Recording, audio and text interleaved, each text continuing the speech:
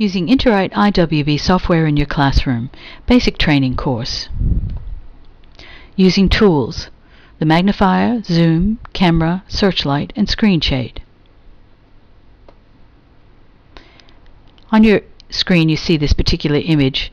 It may be difficult for people at the back of the room to see, so you may want to enlarge it. There are two ways to do this. The easiest way is to go to View and Zoom, and then select the size. I'm going to select 150%. You'll notice now that there is much more detail available to see. We can use our pens if we want to trace, say, a bus route.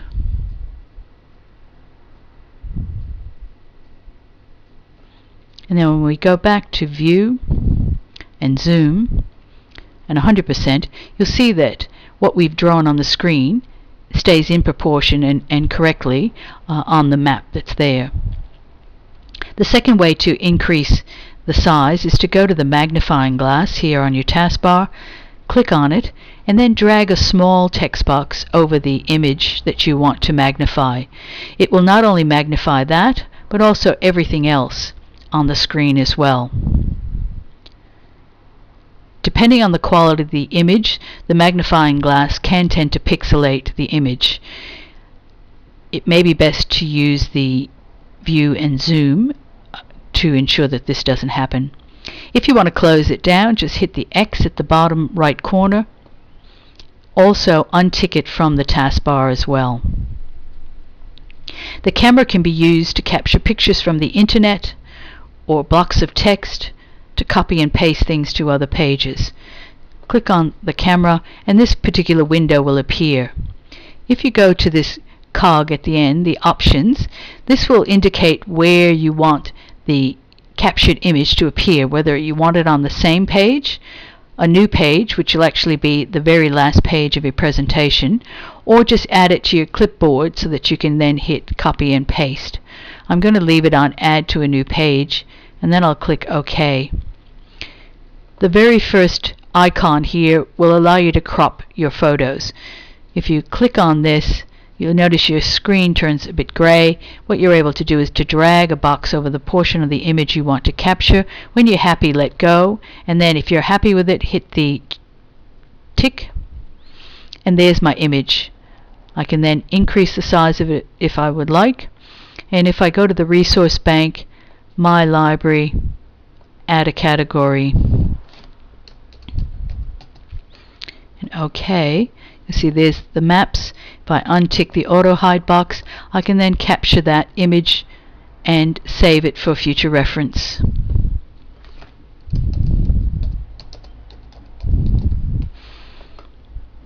And then the next time I want to use it, I just click and drag it to the screen. Remember to get rid of clip art images. Select it with your select object and then hit the red X. And even if I remove these from the main screen, it will remain in the gallery, and even if I don't save this particular presentation, the image will remain in the gallery as well. I'll just show you that this looks like nothing's on the screen, but it has added that image to that very last screen. I'm going to go back and select the next one. Capture Object will capture everything inside the frame of the window mode view, so that once again it looks like nothing's here, but you'll see that it's a mini version of everything that's inside the frame. This can be copied and pasted to a Word document or to an email if you wish. The third one along will capture irregular shapes. So if we wanted to just capture that particular section, you'll see that you can capture irregular shapes as well. And once again, it drops it down to the very last slide on the screen. And the last one will capture all the tabs open, as well as the taskbar, everything that you see on the screen. It's basically like a print screen. To close down your camera, just select the X there, and I'll just scroll back up to get to the page that I want. Other tools that are handy are the Searchlight, and this is found under Tools, Searchlight. You'll see that the screen basically turns black and you have this spotlight in the center. If I pull on the whites, I can actually make it a bit smaller. I can also go to the flare shape and make it an ellipse, and by pulling on that blue border, make it a circle, and then move it around the actual screen itself. I can change the transparency if I wish to say 50%, and this will allow me to see what's underneath, but just highlight individual features. And you can also change the background color. If you don't like the black, you can change it to another color, and if we make the transparency 0, it'll be just changed. So you've got a few options there with changing the color. To get rid of the spotlight, just hit exit. The screen shade is this symbol that's here on the screen. What this does is masks the whole screen and enables you to pull this down so that you can review as much of the screen as you want to at any one time. You've got the ability to drag it on a diagonal if you wish as well. And if you go to this little cog here that says Option, what you're able to do is to browse through your gallery and find images that you want to use. Hit Open, then hit OK, and now you have a totally different look to your screen shade. So you can modify this to suit your own needs.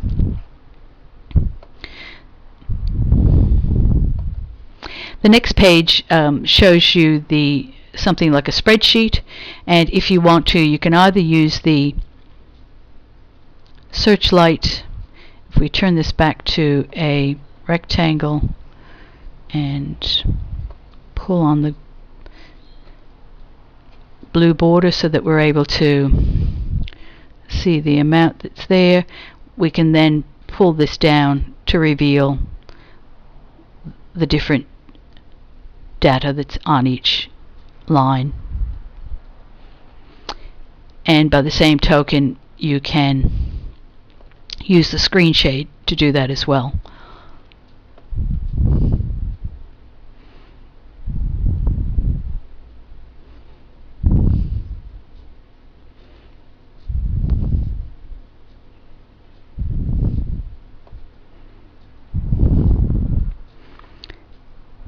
Going to go to the next page.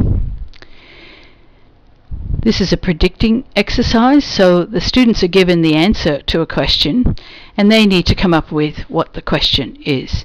So you can pull this down to reveal the questions. Thank you for viewing this tutorial. For further information, contact us by email info@edis.com.au.